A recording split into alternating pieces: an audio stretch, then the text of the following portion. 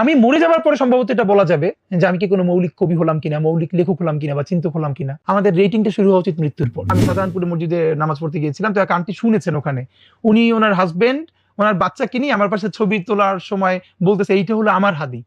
মানে কোনো মা তার সন্তানকে হাদি হিসেবে চিন্তা করছেন, মানে এটা তো আমার জীবনে ধরনের চেয়ার পাও নাকি, মানে এটা তো আল্লাহর অনেক রহমত। একজন যিনি শুধু পেটের দায় যে কোনো মতে নিজে খেতে পারছেন না অথবা বাচ্চাটাকে খাওয়াতে পারছেন না, এই জন্য নিজের শরীরটাকে অন্যের কাছে বিক্রি করে দিচ্ছেন, এই লজ্জা আমার থাকা উচিত যে আমার দেশে একজন নারী শুধু পেটের দায় সন্তানকে খাওয়ানোর জন্য শরীরটা বিক্রি করছেন, আর আমি তার বেশ্যা ডাকি। আবার আমাদের তো মরে যাওয়া উচিত লজ্জা। প্রথমত আমার নাম সবাই যেটা জানে এবং আমি সবসময় লিখিও শরীফ ওসমান বিন হাদি। এরপরে বিশেষ করে এবার গত 1.5-2 বছরে যেহেতু শরীফ হচ্ছে আমার মূলত বংশের নাম যেটা বলে, আর ওসমান বিন হাদি এই অর্থে হচ্ছে আমার আব্বার নাম শরীফ মাওলানা আব্দুল হাদি, এই হাদি থেকে আমার নাম মূলত সে অর্থে ওসমান, কিন্তু নামটা যেহেতু বড় তো এখন যেহেতু প্রচুর মানুষ বলে তো অনেকেই কেউ শরীফ নামে ডাকে, কেউ ওসমান নামে, কেউ হাদি নামে।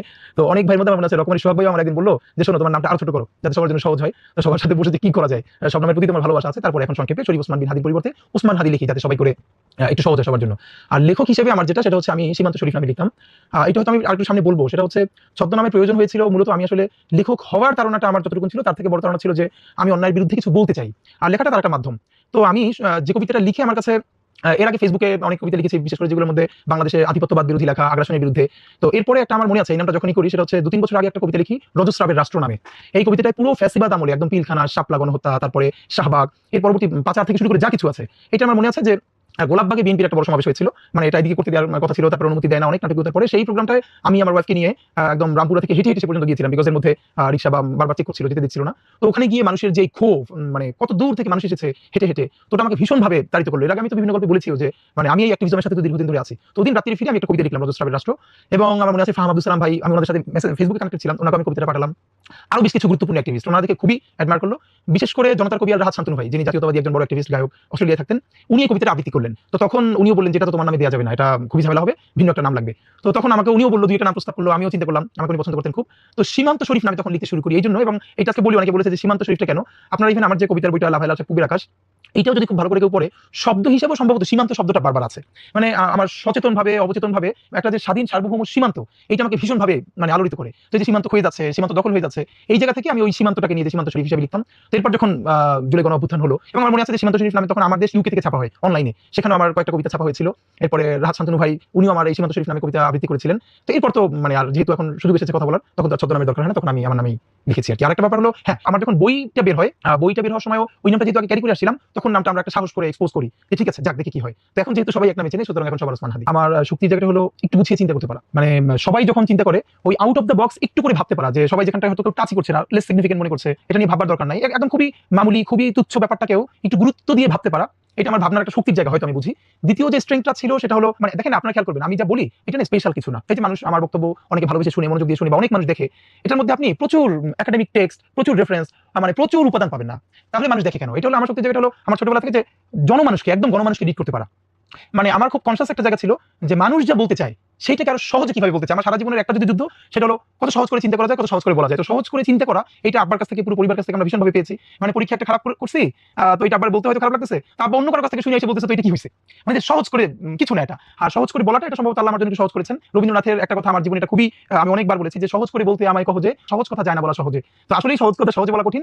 আমার মনে হয় যে আমি মানুষ যেভাবে বলতে চায় বা সে কথাটা বলতে পারে না কিন্তু তার মনের মধ্যে আছে, ওইটা কোনো না কোনো ভাবে হয়তো আমি একটু বলে ফেলি বা বলে ফেলার চেষ্টা করি, এই জন্য মানুষ কানেক্ট করতে পারে আমাকে। তো আমার স্ট্রেংথের জায়গাটা আমি মনে করি যে একটু সহজ করে, সহজ মানুষের জন্য, আমজনতার জন্য করে বলতে পারা। আর লেখার ব্যাপারটা বলি, আমি কোনোদিন লেখক হইতে চাইনি, মানে বাধ্য হয়ে আমি একটুখানি লেখক হয়ে গেছিলাম। সেটা হচ্ছে ছোটবেলা থেকে যেহেতু আমি বিতর্ক করি, আবৃত্তি করি, হ্যাঁ, রচনা প্রতিযোগিতা ভালো করতাম, এর মানে আমার একটা জায়গা ছিল আমি বলতাম, ভালো বলতাম, সবাই শুনতো, মনোযোগ দিয়ে প্রশংসা করতো, ভালোবাসতো। একটা সময় এই বলাটা বন্ধ হয়ে গেছে ফেসিবাদের আমলে, এটা আমি বিভিন্ন গল্পতে বলেছি, ডিউডিএসে যেতাম, সেখানে বিভিন্নভাবে মানে আমি কথা বলতে পারছিলাম না। এখন যে মানুষটা কথা বলতে চায়, কথা বলতে পারে, আপনি তাকে রুদ্ধ করে দিলেন। তো এরপর মানে আমি আমার মনে আছে ছোটবেলা থেকে আমি কবিতা আবৃত্তি করতাম, যে যার ফলে অনেক বড় বড় কবিতা 8, 9, 10 বসে একদম মুখস্থ বলতে পারতাম। কিন্তু কবিতা লেখার তাড়না আমার ছিল না। আমার মনে আছে আমার 8 না 9 পড়ি তখন একটা জাতীয় দৈনিক আমার একটা কবিতা বের হয়েছিল। কিন্তু আর লেখক না হওয়ার যে কারণটা সেটা আমি ভীষণ অলস। এই অর্থে মানে লিখতে হলে তো এটা লিখতে হয়, বলতে হলে আমি চিন্তা করলাম, তারপরে এবং আমি আজকে বলি আপনাকে, যেমন আমি সারা জীবনে যত বক্তৃতা করছি, আমার পরিবার আমার বন্ধুরা সবাই আমি জীবনে স্ক্রিপ্ট লিখে নিতে পারি নাই। জাস্ট আমি চিন্তাটা করি, কিছু হয়তো পয়েন্ট নোট করে ফেলি যে এই পয়েন্ট কয়টা আমি বলতে চাই, কারণ এটা অলসতার কারণে, এটা ভালো কিছু না। আর লেখক হওয়া আরো বিরাট ব্যাপার, ওইটা বারবার লিখতে হবে পুরো জিনিসটা, এটা খুব অলসতার কাজ। আমার মনে হলো যখন কথা বলা বন্ধ হলো, কবি হিসেবে মানে কবি পরে হওয়া, আমি নিজেকে এখনো কবি এরকম দাবি করি না। মানে আমার কাছে মনে হয়েছে নজরুলের মতো কবিতা লিখতে না পারলে এর আগে কবি বলে লাভ নাই, কবিতা লেখার চেষ্টা করে লাভ নাই। আমি আমার জীবনে একটা পর্যায়ে কবিতা লিখতে হয়েছে কবিতার জন্য না, আমি কিছু বলতে চাইছিলাম, সে বলাগুলো আমি বলতে পারি নাই, তখন বলা বন্ধ হয়ে গেছিল, তখন আমি লিখতে শুরু করলাম। একটা আমার মনে আছে খুব, আমি এটা মনে হয় 2017-18 দিকে একটা কবিতা পোস্ট করেছিলাম, এবং এইটার কমেন্টে যারা বাংলাদেশের অনেক ভালো লেখক চিন্তক, ওনারা আমাকে অনেক ইনবক্স করলেন, কমেন্ট করলেন, এবং ওনারা অনেকে আমার এটা খুব ভালো লেগেছে, ওনারা অনেকে মনে করেছিলেন যে এটা যে আল মাহমুদের কবিতা। এরপর শেষে এসে আমার নাম লিখেছি। তো এবং বেশ কিছু যারা ভালো চিন্তক লেখক ওনারা বললেন যে তুমি এটা লেখো। তো আমি যা বলতে চেয়েছি বলাটা বন্ধ হওয়ার ফলে তারপরে লেখা শিফট করেছি যে তাহলে লিখি, এবং আমার অলমোস্ট আপনি সব কবিতা দেখবেন যে ওই এটা আমাকে অনেকে বলো যে আমার লেখা মূলত বক্তৃতা প্রধান, মানে আমি যা বলতে চাই মূলত সেই আঙ্গিকেই আর কি লেখা। তো আমি মনে করি আমার যদি স্ট্রেংথ ধরা হয়, প্রথম স্ট্রেংথটা হলো একটু আউট অফ দ্য বক্স চিন্তা করতে পারা, দ্বিতীয়ত সহজ করে মানুষের জন্য বলতে চেষ্টা করা, আর তৃতীয়ত হলো ওই সহজ কথাগুলোকে কোনো না কোনোভাবে লিখতে পারা। আপনাদের মাধ্যমে বলি যে গত এমনিতেও তো অনলাইনে, তারপরে ধরেন মেসেঞ্জারে, ফেসবুকে, এসবের বাইরেও অন্তত গত 1 মাস ধরে তো আমরা একদম ফজর থেকে রাত্রি 10টা পর্যন্ত আমার ইলেকশন ক্যাম্পেইনের কারণে আমরা প্রচুর হাঁটার চেষ্টা করছি, বিভিন্ন মানুষের সাথে মেশবার চেষ্টা করছি। আমার টিম যারা আছে ওরা জানে। মনে হয় যে এই কথাটা 1 লক্ষ বার শুনেছি, সেটা হলো তুমি কিন্তু এরকম থাকবা, হাদি তুমি কিন্তু একটু বদলাবে না, তোমার কিন্তু এরকম থাকতে হবে। মানে এইটা হলো আমার জীবনের এখন পর্যন্ত সবচেয়ে বেশি কথা, যে হাদি তুমি একটু বদলাবে না, তোমার কি এরকম থাকতে হবে। গতকালকে কান্টি এই ভিডিওটা সামনে এসেছে, আপনারা দেখেছেন যে আমি শাহজাহানপুর মসজিদে নামাজ পড়তে গিয়েছিলাম, তো কান্টি শুনেছেন ওখানে, উনি ওনার হাজবেন্ড ওনার বাচ্চাকে নিয়ে আমার পাশে ছবি তোলার সময় বলতেছে এইটা হলো আমার হাদি। মানে কোনো মা তার সন্তানকে হাদি হিসেবে চিন্তা করছেন, মানে এটা তো আমার জীবনে ধরনের চেয়ার পাও নাকি, মানে এটা তো আল্লাহর অনেক রহমত। তো আমার জন্য সবচেয়ে চ্যালেঞ্জিং ধরেন আজকের যে হাদি, মানুষের প্রচন্ড ভালোবাসার এরকম ধরেন, আমি তো চেষ্টা করবোই। তো আমি সবাইকে যেটা বলি, আপনাদের দায় হলো আমার জন্য প্রচন্ড দোয়া করা। আমি যত চেষ্টা করি, আল্লাহ যদি রহম না করেন তাহলে এরকম থাকা সম্ভব না। তো সুতরাং সবার কাজ হলো আমার জন্য, সন্তানের জন্য আপনি যেরকম দোয়া করেন, আমার জন্য, আমার টিমের জন্য দোয়া করেন, আল্লাহ যেন আমাদেরকে কোনোদিন বিকৃত না করেন, সততা, ইনসাফ এবং সাহসের উপরে একদম আজীবন থাকা তৌফিক দেন। আর আমাদের একটা হিসাব কি দেখেন, যে ধরেন আমি বাঁচলে কত বছর বসবো, বাংলাদেশে 80 বছর মানুষ সাধারণত বাঁচে না। তো এই জীবনটা যদি ভালোবাসাময় হয়, মানে এর চেয়ে বড় অ্যাসেট আর কি। সুতরাং ওরকম থাকতে চাই। আপনাকে ফাঁকে আপনার প্রশ্নে সরাসরি বলা হচ্ছে, একটা কথা আছে না যে পাওয়ার করাপ্টস, অ্যাবসলিউট পাওয়ার করাপ্টস অ্যাবসলিউটলি। ক্ষমতার একটা ট্রেন্ড হচ্ছে মানুষকে দুর্নীতিগ্রস্ত করে তোলে। ধরেন এখন তো আমি পাওয়ারলেস মানুষ, আমার ক্ষমতা নাই, সুতরাং আমার তো দুর্নীতি করবার বেশি স্কোপ নাই। এখন আমি ভালো অর্থেও ধরেন অনেস্ট, অথবা আমি সুযোগের অভাবে অনেস্ট, দুটোই তো সত্য কথা। তো আমি যদি কখন এম্পাওয়ার্ড হই, আমার হাতে ক্ষমতা আসে, তখন যেহেতু ক্ষমতার একটাই হচ্ছে যে অ্যাবসলিউট পাওয়ার করাপ্টস অ্যাবসলিউটলি, মানুষকে দুর্নীতিগ্রস্ত করে তোলে। আমার জীবনে যেটা সুবিধা সেটা হলো ঠিক যেই কারণে মানুষ দুর্নীতি করে, আলহামদুলিল্লাহ ভীষণ একটা সামাজিক মর্যাদা এবং মানবিক মর্যাদার মধ্য দিয়ে বড় হয়, আব্বা মানে আমাদেরকে বড় করবার কারণে ওই ঘাটতিগুলো জীবনে নাই, যে এইটা খাই নাই, এইটা পড়ি নাই। আল্লাহ আমাদেরকে ভীষণ সম্মানের সাথে, প্রচুর প্রপার্টি নাই আমাদের, কিন্তু আল্লাহ ভীষণ সম্মানের জীবন দান করছে আমাদেরকে। সুতরাং ওই বোধটা আমাদের নাই, চিন্তাও নাই। কিন্তু আমি সেদিনকে একটা প্রোগ্রামে বলেছি, আপনাদের মাধ্যমে বলতে চাই, অনেকে আমাদেরকে বলেন কি, আমাদের বাংলাদেশের মানুষের একটা সমস্যা, আমরা যাকে বিশ্বাস করি অন্ধভাবে বিশ্বাস করি। মানে সেটা আমার সন্তানকে, আমার বাবা মাকে, আমার স্ত্রীকে, সবাইকে। তো প্লিজ আমরা যেন কাউকে অন্ধভাবে বিশ্বাস না করি। একটা চোখ দিয়ে ভীষণ বিশ্বাস করবো, আর একটা চোখ তাকে ভালো রাখার জন্য আমি তার উপরে সন্দেহ জারি রাখবো, নট নেসেসারিলি এটা খারাপ অর্থে, তাকে শুধরানোর জন্য। তো আমি সেদিনকে, আমাকে অনেকে বলে যে দেখো আমি আমার নিজের চেয়ে তোমাকে বিশ্বাস করি, আমি প্লিজ এটা করি না। আপনি বরং একদিকে বিশ্বাস করতে থাকেন, আরেকদিকে আমাকে প্রশ্ন জারি করতে থাকেন, যাতে আমি সেই উত্তর আপনাকে দেই, এবং আমি যেন বুঝি যে মানুষ আমাকে বিশ্বাস করছে, সাথে সাথে আমার প্রতি কিন্তু তার নজরদারিও আছে। আমি যেন কোনোদিন বিকৃত হতে চাইলে হতে না পারি। আপনারা সবাই মিলে এই সহযোগিতা করবেন। তো আপনাদের মাধ্যমে সবার কাছে দোয়া চাই, আল্লাহ যেন আমাদেরকে আমৃত্যু, সত্তা, ইনসাফ এবং হকের উপরে রাখে। আমি জন্মগ্রহণ করেছি ঝালকাঠি জেলার নলছিটি উপজেলায়, শহরে, একটা মফস্বল শহর। 1 থেকে 3 পর্যন্ত পড়েছি নলছিটি শহরের মাদ্রাসায়, আব্বা যেখানে ভাইস প্রিন্সিপাল ছিলেন। এরপরে বাংলাদেশের একটা বড় মাদ্রাসা, ঝালকাঠি এনএস কামিল মাদ্রাসা, সংক্ষেপে নেসারাবাদ মাদ্রাসা বলে, খুবই কালচারালি মানে একটা ভালো মাদ্রাসা বাংলাদেশের। তো ওখানে আমি পড়ি এবং হোস্টেলে থেকে পড়ি। আমার বড় 2 ভাই ওখানে তখন পড়তেন, এবং আমি বলতে পারি যে আমার আজকে যতটুকু বোঝাপড়া, কালচারাল গ্রুমিং, পলিটিক্যাল গ্রুমিং যা বলেন, মানে প্রথমত পরিবারে এটা দুর্দান্ত একটা গ্রুমিং এর জায়গা ছিল, এটাকে বিকশিত হওয়ার জায়গা তৈরি করে দিয়েছিল আমার সেই প্রাণের ক্যাম্পাস ঝালকাঠিতে। এখন আর ওই অবস্থায় নাই ওই প্রতিষ্ঠান, কিন্তু অসাধারণ ছিল তখন, অসাধারণ। তো এই সুযোগটা পেয়েছিলাম। আর লেখালেখি বলতে ধরেন আমি যেটা করেছি, আমি ছোটবেলা থেকে, আমার মনে আছে 2-3 থেকে প্রচুর সাংস্কৃতিক অনুষ্ঠানে অংশ নিতাম। এরপরে জাতীয় শিক্ষা সপ্তাহ, ইসলামিক ফাউন্ডেশন, শিক্ষা মন্ত্রণালয় থেকে বাংলাদেশে তখন প্রচুর সাংস্কৃতিক প্রতিযোগিতা হতো। প্রথমে যেমন কবিতা, বক্তৃতা, বিতর্ক, রচনা প্রতিযোগিতা, এগুলোতে প্রথমে উপজেলা পর্যায়ে, তারপরে জেলা, বিভাগ, ঢাকা পর্যন্ত আনা হতো। আমার মনে আছে আমি ছোটবেলা থেকে এরকম আমার উপজেলা, জেলা, বিভাগে ফার্স্ট হয়ে ঢাকা পর্যন্ত আমি অনেকগুলো প্রোগ্রাম এসেছি, কবিতায়, বক্তৃতায়, বিতর্কে, এবং আলহামদুলিল্লাহ আমি জাতীয় পর্যায়ে বেশ কয়েকবার প্রথম পুরস্কার পেয়েছি বিভিন্ন বিষয়ে। তো এই কারণে এই যে একটা জার্নি, আর আমার একটা সুবিধা ছিল, একে তো আমি মাদ্রাসার ছাত্র, সুতরাং এই জায়গাটা আমি জানতাম ইন্টার পর্যন্ত।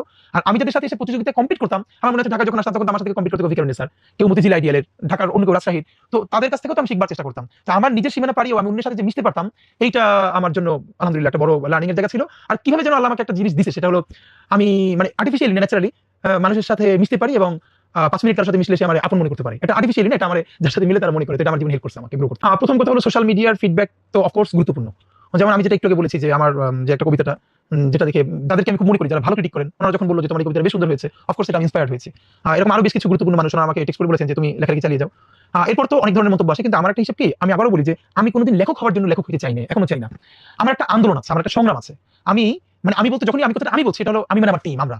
তো আমার জায়গায়, এবং আজকে আপনারা দেখবেন যে আমার 2018 সালের 16 সালের ভিডিও আছে, আমার যেহেতু মূল ফেসবুক আইডিটা ডিসেবল করে দেওয়া হয়েছে ফ্যাসিস্টের লোকজনরা, তো সেখানে আমি 2012, 13, 14, 15, 16 তো কিভাবে কালচারাল অ্যাক্টিভিজম করছি, এই যে ঢাকায় আজকে আপনাদেরকে একটু জাস্ট বলি যে যখন আমরা কোনোভাবে পলিটিক্যাল ভয়েস তুলতে পারছিলাম না, তো একটা কনশাস লড়াই, যেখানে মুসলমানের কালচারকে তো বাংলাদেশে কালচারাল মাইনরিটি বানিয়ে ফেলা হয়েছে।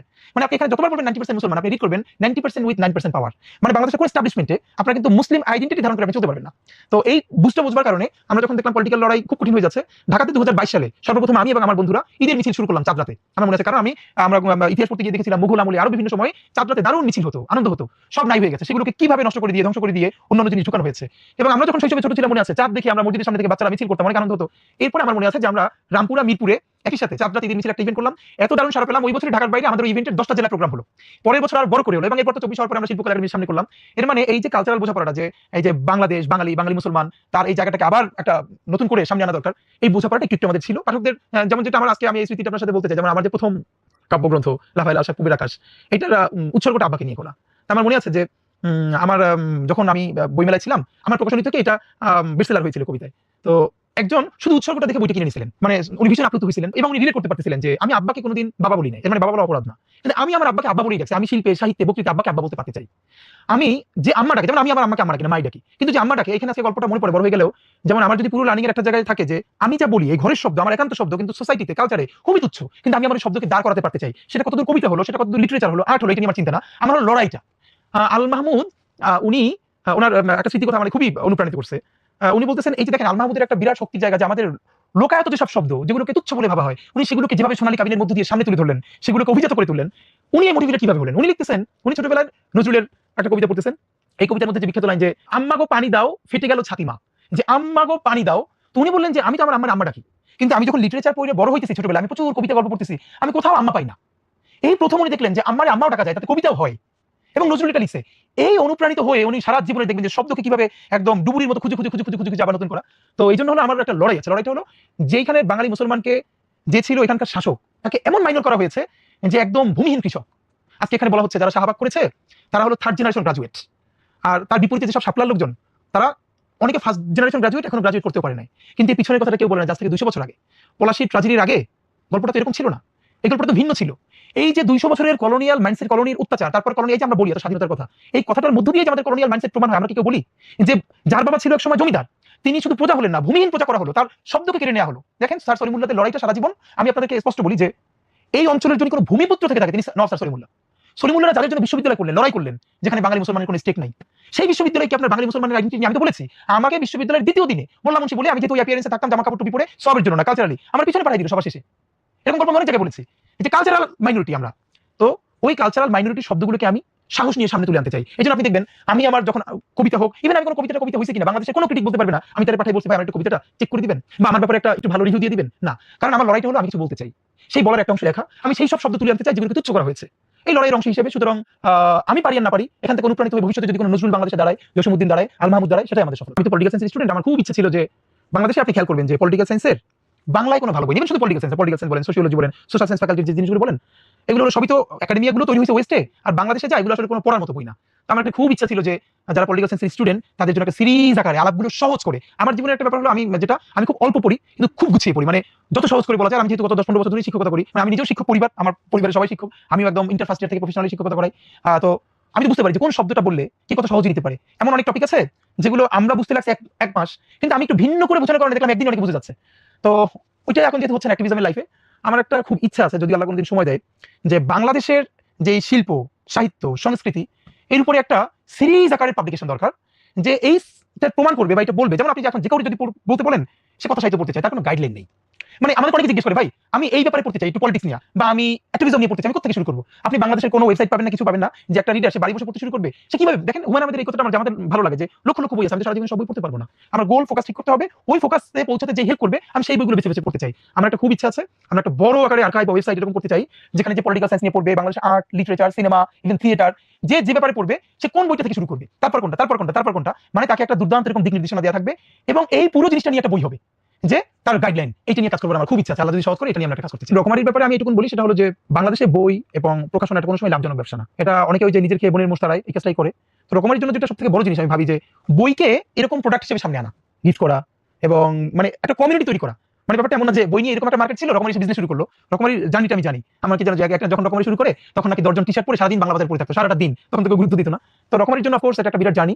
আর আমি সেদিন রকমারির যে তাদের বার্ষিক যে অনুষ্ঠান লেখক মানে বেস্টসেলার লেখকদেরকে পুরস্কার দেওয়ার জন্য, ওখানে গিয়ে আমার যেটা মনে হলো এইরকম অন্তত বাংলাদেশে 20-30টা প্রোগ্রাম হওয়া দরকার, আরো অনেকগুলো প্ল্যাটফর্ম হওয়া দরকার। এই জন্য যে দেখেন বাংলাদেশের লেখকরা পাঠকদের সাথে একটু একসাথে বসে চা খাবে, গল্প করবে, এরকম কয়টা ইভেন্ট হয় না তো তেমন, কিন্তু এটা তো দরকার। যেমন আমার এখনো খুব আফসোস, আমি আল মাহমুদের সাথে একবার সাক্ষাৎ করেছি, কিন্তু তখন তিনি কথা বলতে পারে না। আমি কাবিলের মূল উপন্যাসটা যখন পড়েছি, আমার এত কষ্ট হয়েছে যে আমি সম্ভবত তাকে গিয়ে জিজ্ঞেস করতাম, তিনি যদি সুস্থ থাকতেন, আপনি এই ক্যারেক্টারটাকে শতভাগ আপনার চোখের সামনে থেকে দেখে দেখে লিখেছেন, মানে এটা পরে আমি এত কষ্ট পেয়েছিলাম। কাবিলের বোন তার বিখ্যাত উপন্যাস মুক্তিযুদ্ধ নিয়ে। এরকম এখন অনেক লেখক আছেন যাদের অনেক কবিতা এবং লেখা পাঠককে ভীষণ অনুপ্রাণিত করে। তো কবিকে, লেখককে, ঔপন্যাসিককে পাঠক যদি প্রশ্ন করে এবং সেই উত্তরটা পায়, তার জীবনে যেমন আমার জীবনে যদি সুযোগ পাই, আমি আল মাহমুদ অনেকগুলো প্রশ্ন করতে চাই। আমার এখন আফসোস হয় যে আমি তার কাছে এমন সময় গেছি তিনি তখন কথা বলতে পারেন না। তো অফকোর্স রকমারি যদি সুযোগ থাকে তাহলে এরকম আরো ছোট ছোট 5-10 লেখক নিয়ে যেখানে তাদের পছন্দের পাঠকরা আসবেন, দিনব্যাপী প্রশ্ন করবেন, চা কফি খাবেন, যাতে করে পাঠক এবং লেখকদের একটা সম্মিলন ঘটানো যেতে পারে। আমি প্রত্যাশা তো বললাম যে আমার প্রত্যাশা হলো যে রকমারি যে প্রোগ্রামগুলো এখন ঢাকায় করছে, এই প্রোগ্রামগুলো তার বিভাগে জেলায় নিয়ে যাওয়া দরকার। আমাদের মুশকিল করে দেখেন, একজন যত ভালো চিন্তক হোক, লেখক হোক, সে ঢাকায় না আসলে সে কোনোদিন মূলধারায় উঠতে পারে না। কিন্তু আমি তো মনে করি একজন ভালো লেখা করার জন্য ঢাকায় থাকাটাই তার জন্য বিপত্তি। বাসা ভাড়া, শব্দ দূষণ, যানজট। তো বরং আমরা যদি এমন করতে পারি, কেউ বরিশালে থাকে, রাজশাহী থাকে, সিলেটে থাকে, কিন্তু সে একদম নিবিড়ভাবে লেখকই হতে চায়, ওয়াই নট আমরা তার কাছে কেন যাই না? আমরা তাদেরকে কেন করে ওখানে কেন প্রোগ্রাম দিই না, যাতে সে ওই সুন্দর জীবনী থেকে ভালো করে লিখতে পারে। তো এই যে লেখক আড্ডা, পাঠকদের আড্ডা, এগুলো যদি একদম জেলা পর্যায়ে উপজেলা কিছু আয়োজন করা যায়, আমার মনে হয় অনেক বেশি লোকজন এটার সাথে কানেক্টেড হতে পারবে। এটাই আমার পরামর্শ। প্রথমত লেখক হিসেবে আমি কোনো আমার নাম্বার দিতে চাই না। আমার ব্যাপারে সুবিধা কি অন্য সমালোচনা করবে কি, তার আগে আমি নিজেই ওই সমালোচনা করতে চাই। লেখক হিসেবে আমি আমার নাম্বার দিতে, আমি মরে যাওয়ার পরে আমার একটা ছাপ থেকে যায়। মানে যেমন আজকে আমি বলতে পারি যে আমার লেখার মধ্যে কার কার রিফ্লেকশন আছে, আমি কার দিয়ে অনুপ্রাণিত। হ্যাঁ, কিন্তু আমি মরে যাওয়ার পরে সম্ভবত এটা বলা যাবে যে আমি কি কোনো মৌলিক কবি হলাম কিনা, মৌলিক লেখক হলাম কিনা বা চিন্তক হলাম কিনা। তো এর আগে লেখক হিসেবে আমরা তো কত লেখক, এই হিসেবে আমি আমাকে কবি হিসেবে বলতে অত পছন্দ করি না।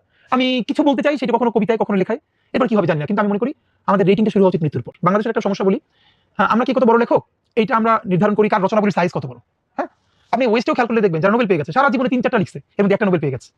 আমাদের একটা পৃষ্ঠায় মাপি, আমাদের পৃষ্ঠায় মাপাটা কমাইতে হবে। আমার মনে হয় লেখকের যখন প্রচন্ড তাড়না থাকে, তার প্রতি বছর অনেক বই বের করতে হবে, তখন তিনি যে করতে চান আসলে এটা করতে পারেন না। আমার মনে হয় সারা জীবনে একজন লেখকের তো একটা গ্রেট ওয়ার্ক হইলি হয়, যেটা মরে যাওয়ার পর 100 বছর তারে বাঁচায় রাখবে। আমার মনে হয় গোতে যখন ফাউস্ট লেখেন, এটা প্রথম পর্ব লেখার পর তিনি অনেকদিন ফালাই রাখছেন, ওনার কাছে মনে হচ্ছে এটা অখাদ্য, এটা কোনো লেখাই হয়নি। অনেক পর উনি এরপর আবার লিখতে শুরু করছেন এবং এটা আজকে এপিক হয়ে গেছে। মজার ব্যাপার হলো ফাউস্টের বাংলাদেশে সবথেকে ভালো অনুবাদটা করেছেন আহমদ ছফা। আহমদ ছফা অনুবাদটা করতে গিয়া যেটা অনেক দিন পর্যন্ত তার মনে হচ্ছে এটা কোনো ভালো কাজ হইতেছে না, তিনি রেখে দিয়েছেন। মানে আমাদের একটা সমস্যা যে আমরা খুব অল্পতে তুষ্ট হয়ে যাই, আত্মতুষ্টি। বরং আমি মনে করি একজন চিন্তক, লেখক, কবি হিসেবে আমাদের জন্য যেটা সবথেকে বেশি দরকার, ভীষণ অসন্তুষ্টি থাকা দরকার নিজের ব্যাপারে। মানে কোনো কিছুকে যেন আমাকে শতভাগ আত্মতৃপ্ত করে ফেলতে না পারে, কারণ আমি যদি ভীষণ আত্মতৃপ্তিতে ভুগি তাহলে তো আমার নতুন তাগাদা তৈরি হবে না, গরজ তৈরি হবে না। অনেকে বলে আমরা পাশের জনের সাথে কম্পিট করবো, আমি কম্পিট করবো, পরবর্তী 100 বছর পর যে আসবে সে আমাকে আমার কতটুকু ইম্প্যাক্ট তার মধ্যে গিয়ে পড়বে। এটাই একজন মানুষের আসলে অনেকজন প্রিয় লেখক থাকে, প্রিয় চিন্তক থাকে, ওরকম নাম বললে তো অনেকজনের নাম হবে, কিন্তু আমি যদি কমপক্ষে 3 জনের নাম বলি, আমি মনে করি যে আমার চিন্তায় এবং লেখার মধ্যে তাদের ছাপ আছে এবং এটাকে আমি কোনো লুকাতেও চাই না, এটা আমার জন্য সম্মানের মনে করি। অবশ্যই প্রথম হলো কাজী নজরুল ইসলাম। মানে আমার কেমনি কেমনি জানো, ছোটবেলা থেকে যখন আমার বন্ধুরা গল্পের বই পড়ে, আমি খুব কম গল্পের বই পড়ছি বেছে বেছে, আমি তখন কবিতা পড়তাম। এর একটা কারণ ছিল, আমি একটা কবিতার প্রোগ্রামে যখন মানে প্রতিযোগিতা অংশগ্রহণ করতে চাই, তখন 6 এ পড়ি মনে হয়, তখন একজন ম্যাডাম ছিলেন বিচারক, উনি আমাকে ডেকে বলছিলেন যে শোনো, যখন বাসায় পড়বা গল্পের বই কম পড়ে কবিতা পড়বা, শব্দ করে করে পড়বা, এটা আমার খুব কাজে লাগছে। এবং আমি তখন ওই যে নজরুলের কবিতা পড়ে পড়ে মানে আমার সারা জীবনে যদি কারোর প্রতি অসম্ভব মুগ্ধতা থাকে, অসম্ভব মুগ্ধতা, সেটা হলো কাজী নজরুল ইসলাম। আমার একটা সময় ইচ্ছা ছিল নজরুলের উপর পিএইচডি করবো, কিন্তু এরপর তো পলিটিক্যাল সায়েন্সে পড়া, জীবন অন্যরকম হয়ে যাওয়া। তো নজরুলকে এখানে আসলে আমরা পোর্ট্রেই করতে পারি না এখন পর্যন্ত, নজরুল কি শক্তিটা। তো অবশ্যই কাজী নজরুল ইসলাম।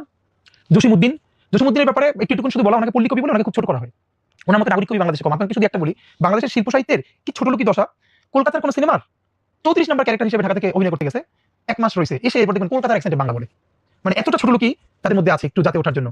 জসিমউদ্দিন, ওনার ব্যাপারে আমার একটা বিরাট মানে আমি অবাক হই, এই ভদ্রলোক আজীবন রবীন্দ্রনাথের জীবন কাটাইছেন, ঠাকুরবাড়ির রাঙিনায়, উনি শান্তিনিকেতনে রয়েছেন, সারা জীবন শান্তিনিকেতনের সাথে ওঠা বসা। কিন্তু উনি যখন লিখছেন দেখেন উনি কিভাবে আপমর বাংলাদেশের ফরিদপুরের সেই জবান, সেই শব্দকে, ইভেন ওনার কবিতাকে কলকাতা কবিতায় বলা হতো না, গাইয়ে বলা হতো, গ্রাম্য বলা হতো, কিন্তু এটাই নাগরিক হয়ে ওঠা। উনি কোনোদিন সেই চিন্তা করেন নাই। উনি ঢাকা বিশ্ববিদ্যালয়ের শিক্ষক ছিলেন, কিন্তু ওনার লেখাপড়াকে বুঝবেন, ঢাকা বিশ্ববিদ্যালয়ে যে আমাদের একটা বিশ্ববিদ্যালয়ের ফ্যাকাল্টি হওয়ার সাথে সাথে একটু গরিব শব্দকে একটু বড়লোকি করবার যে ট্রেন, সেটা জসিমউদ্দিনের নাই। ওটা তোমার বিরাট বিপ্লব। উনি যখন বলতেছেন গলেতে তাসবির ও মালা, কে জানি ওই কামলিওয়ালা, আমি তো অবাক হই, যিনি তো শান্তিনিকেতনে বেড়ে ওঠা মানুষ, ঢাকা বিশ্ববিদ্যালয়ের শিক্ষক, কিন্তু কিভাবে বলতেছেন এই শব্দটা। সুতরাং জসিমউদ্দিন এবং সর্বশেষ যার কথা আমি আমার জীবনে মানে আল মাহমুদের যে লড়াই, এবং আল মাহমুদের ব্যাপারে একটা দুঃখ বোধ আছে, সেটা হলো আল মাহমুদ অনেক বড় কবি হওয়ার কারণে ওনার কথা সাহিত্যের ব্যাপারে আমরা অনেকে কম জানি। আমার ধারণা আল মাহমুদ যদি কবি না হতেন, তাহলে বাংলাদেশের শ্রেষ্ঠ ঔপন্যাসিকদের এবং গল্পকারদের প্রথম 5 জনের একজন উনি হতেন। তো এই 3 জনের ছাপ আমার মধ্যে ভীষণভাবে আছে আমি মনে করি। এছাড়া তো অনেককে পছন্দ করি যাদের লেখা পড়ি এবং ভালোবাসি। যারা আমাকে পড়েন বা আমার কথা শোনেন, তাদের জন্য বার্তা আমার শুধু এটা যে আমরা হয়তো লেখক, কবি, সাহিত্যিক, বক্তা কোনটাই হতে পারছি না। আমাদের জীবনে এটা কোনোটা হওয়ার ইচ্ছা নেই, আমরা একটা মুভমেন্টে আছি, একটা সংগ্রামে আছি। এই সংগ্রামটা স্বাধীনতার, ইনসাফের একটা সংগ্রামের লড়াই। আমি যে কবিতাটা পড়েছিলাম যে দাঁড়িয়ে আছে যুগপৎ বিশ্বাস জননী, অনেকে এটা ভুলভাবে এডিট করেছে। দেখেন আমি এটা অনেকবার বলেছি যে একজন যিনি শুধু পেটের দায় যে কোনো মতে নিজে খেতে পারছেন না অথবা বাচ্চাটাকে খাওয়াতে পারছেন না, এই জন্য নিজের শরীরটাকে অন্যের কাছে বিক্রি করে দিচ্ছেন, এই লজ্জা আমার থাকা উচিত যে আমার দেশে একজন নারী শুধু পেটের দায় সন্তানকে খাওয়ানোর জন্য শরীরটা বিক্রি করছেন, আর আমি তার বিশ্বাস ডাকি। আবার আমাদের তো মরে যাওয়া উচিত লজ্জায়, যে অন্য কোনো কারণে প্রতিজ্ঞাবৃত্তি করে, তার তো পক্ষে আর কোনো কারণ নাই। কিন্তু এমন অনেক মানুষ আছে, আপনি রাতে বের হয়ে দেখেন বাচ্চার মুখে খাবার দিতে পারে না। আপনি খেয়াল করেন আমার চোখে আপনার চোখে যিনি একজন বিশ্বাস, এই মানুষটা যখন এই টাকায় বাচ্চার জন্য একটা খাবার কিনে নিয়ে যাচ্ছে, সেই বাচ্চার চোখে উনি এই দুনিয়ার সব থেকে সম্মানিত জননী। একজন নারীকে দুটো চোখে, একজন তার কাছে জননী আর আমার চোখে বিশ্বাস। একটা বিশ্বাস করেন ন্যূনতম বৈষম্যহীন ইনসাফের সমাজ যতদিনই আমরা সবাই মিলে তৈরি করতে না পারবো, ততদিন আমরা হয়তো কাউকে বিশ্বাস আর অনেক কিছু গালি দিতে পারবো, আমরা একটা ভালো সমাজ পাবো না। এটা আমাদের সমাজের। আমরা এখনো বিয়ের খাবারে গিয়ে অর্ধেক খাবার নষ্ট না করলে আমরা জাতি উঠতে পারি না। আমরা এখনো যেই পরিমাণ কমিউনিটি সেন্টারে একটা বিয়ের প্রোগ্রামে খাবার নষ্ট হয়, এদেশে এখনো ডাস্টবিন থেকে খাবার তুলে আপনারা রাত্রি দেখবেন, কালকে মগবাজারে দেখেছি রাত্রিরে বাচ্চারা খাবার তুলে খাচ্ছে। এই বাচ্চাটা আপনি হইতে পারতাম, আমি হইতে পারতাম, আল্লাহ আমাদেরকে এখানে পাঠান নাই। তাহলে যে এখনো ডাস্টবিন থেকে খাবার তুলে খাচ্ছে, সেই দেশে আমি ফুটানি করে, আমি বিয়েতে খাবার নষ্ট করি, আমার অফিসে খাবার নষ্ট করি, প্রতিদিন ফ্রিজ থেকে এত খাবার ফেলে দেই, আল্লাহ জিজ্ঞেস করলে আপনি জবাব দেবো কি ভাই? সুতরাং যতদিন না পর্যন্ত একটা ন্যূনতম অর্থনৈতিক মুক্তি মানুষের জীবনে ঘটবে, আমরা যত দিনের কথা বলি, ভালো কথা বলি, এগুলো তার জীবনে কোনো ভ্যালু করবে না। কারণ ক্ষুধার থেকে বড় দিন এই দুনিয়ায় নাই। আল্লাহ রাসূল এই জন্য চরম দারিদ্র থেকে নিজে পর্যন্ত আল্লাহর কাছে পানা চেয়েছেন। চরম দারিদ্র এমন জিনিস যে মানুষের ঈমান পর্যন্ত নষ্ট হয়ে যায়, সাহাবারা পর্যন্ত কষ্ট করেছেন। আর আমরা কি মানুষ বলেন? তো আমরা যে বৈষম্যহীন একটা ইনসাফের সমাজ তৈরি করতে চাই, সেই লড়াইয়ে কারো অনেক বড় কবি হয়ে উঠতে হবে, ইনসাফের কবি, কারো সাহিত্যিক, কারো ব্যবসায়ী, কারো বুদ্ধিজীবী, কারো রাজনীতিক। প্লিজ আপনার যার যেখানে স্কিল আছে, আপনি যদি ভালো কবি হন, আপনি ইনসাফের রাষ্ট্রের জন্য একজন বড় কবি হয়ে ওঠেন। আপনি যদি চিন্তক হন, আপনি গবেষক হন, আপনি লেখক হন, ঔপন্যাসিক হন, আপনি ব্যবসায়ী হন, আপনি প্লিজ 10টা কাজ করেন না। আমরা যে লড়াইটা করতেছি, আমরা কোনটা ভালো করে করতে পারতেছি না। আমরা ছোট্ট একটা টিম, কিন্তু আমাদের অনেক কাজ। এবার যদি আপনারা কেউ অনুপ্রাণিত হয়ে কবিতাটার জন্য 10টা নজরুল দাঁড়িয়ে যায় আগামী 20 বছর পরে, 50 জন ব্যবসায়ী দাঁড়িয়ে যায় ইনসাফের পক্ষের জন্য, 50 জন রাজনীতিবিদ দাঁড়িয়ে যায়, তাহলে তো ইনশাআল্লাহ এরকম এই দেশ আজীবন থাকবে না। আমরা একটা ভালো দেশ পাবো। সেজন্য আমাদের সবাইকে এগিয়ে আসতে হবে। এটা শুধু আপনাদের প্রতি আমাদের অনুরোধ এবং আবদার। আপাতত আমি আমার যে লাভাইল আশা কবির আকাশ, এখানের ছোট্ট দুটো কবিতা একটু পড়ি। প্রথমত হলো জীবন থেকেই নেওয়া। ছোটবেলা থেকে হোস্টেল থেকে বড় হয়েছি তো, আর আমি ভাই বোন সবার ছোট, ভীষণ হোম সিকনেস ছিল, মানে বাড়ি গেলে এখন মায়ের কাছেই ঘুমাই। তো আমার মনে হয় এই কবিতাটা পড়ে আমার মনে আছে যে অনেকে আমাকে নক করেছিল যে ওনারা ওই লাইফে ফিরে গেছে। কবিতাটার নাম ছোট্ট বোর্ডিং। হ্যাঁ, তো একটু পড়ি আমি। বাড়ি থেকে বহুদূর, চৈত্রের রোদ্দুর, আব্বার মাথায় আমার বেডিং আর ট্রাঙ্ক, কষ্ট না করলে বড় হবি কেমনে আব্বা বোঝায়, বড় হওয়া লাগবে কেন ফুপিয়ে কাঁদি বাচ্চা বয়স, মায়ের থুইয়া কিসের পড়া কিসের ক্লাস, অসুখ হইলেও ছুটি নাই, বেশি কানলে নাম কাটা, পুরানরা এই কথা কয় ডর দেখায়, স্বপ্ন দেখি মায় মরে যায়, চৌকাঠে চাইয়ে চক্ষু মুছে আর আমার জামা বক্ষে জড়ায়, বোর্ডিং এ রাইখা গিয়া বাপজানেরা জানে তিমির রাইতে বুক ভাসাইয়া মায়ের খোঁজার মানে। আর একটা কবিতা একটু পড়তে চাই। এই কবিতাটা 2022-এর দিকে লেখা। এটা আমার খুব মনে আছে যে বাজার করতে গেছি, মুদ্রাস্ফীতি বেড়ে বেড়ে এমন হয়েছে, আপনাদের নিশ্চয়ই মনে থাকবার কথা যে সবকিছুর দাম অনেক যখন টাকা হাসিনার শেষের দিকে। তা আমার এই গল্পটা খুব মনে পড়ে যে একজন রিকশাওয়ালা ওনার মেয়েকে নিয়ে বাজারে আসছে, এবং কিছু ছোট মাছ থাকে না কম দাম, এইটার হয়তো ভাগ কিনতে চাইছে, কিন্তু ওইটার ভাগও 2 ভাগ ছোট, কিন্তু 100 টাকা। আমার খুব মনে আছে যে ওনার বাচ্চা রিকশাওয়ালার মেয়েটা হাত ধরে দাঁড়িয়েছে, সে মাছ কিনবেই। তো রিকশাওয়ালা যখন জিজ্ঞেস করছে, তখন দাম শুনে উনি, আমার খুব মনে আছে, মানে উনি বড় করে একটা নিঃশ্বাস ছেড়ে মেয়েটা নিয়ে গেছে যে না কিনবো না, নাও। এরপর সম্ভবত কিছু একটা সবজি কিনে নিয়ে গেছেন। আমি বাসা গিয়ে ওইটা আমার মনে আছে, আমি সেদিন কেটে ফেলছি যে যখন মানুষ এত দামে, আমি বাজার ঘাটে এগুলো কেন, আমি যখন বাজার করতাম ওইখানে 2500 টাকা 3000 টাকা ইলিশ মাছের কেজি দাম দর করতেছে না, কিনে নিতে চাইতেছে। রাষ্ট্রের এমন কর্মকর্তারা যাদের বেতন 40,000 টাকার বেশি না, আবার এখানে নাগরিক 50 টাকার ভাগাড়ের ছোট মাছ কিনতে গিয়া এমন অসহায় আত্মসমর্পণ দেখেন। আমার মনে আছে উনি তখন একটা গাড়ি দিচ্ছিল, এই গাড়িটা আমি এখানে বলতেছি না, এই গাড়িটা রাষ্ট্র ব্যবস্থার জন্য এমন, এটা বাঁধিয়ে রাখা দরকার। ওনার মেয়ে দাঁড়িয়ে আছে কিন্তু কিনতে পারতেছে না। তখন ছোট্ট এটা আমার লেখা, আমি এসে লিখছিলাম যে কবিতাটার নাম হলো বোবার চক্ষু। এক চোখে রাত দেখি, অন্য চোখে দিন, লোপাটের উল্লাস দেখি এক চোখে, অন্য চোখে মাথা পিছুরিন, এবার জোড়া চোখে বাজার দেখি, কয়েদির মতো কেঁদে পালায় অক্ষম পিতা, হঠাৎ মানচিত্র দেখি, দেখি অক্ষরেখায় রক্ত বেচার বিজ্ঞাপন, আর শ্যাওলা রঙের শাড়ি পরে দ্রাঘিমায় খদ্দেরের জন্য দাঁড়িয়ে একজন যুগপত বিশ্বাস জননী। ধন্যবাদ।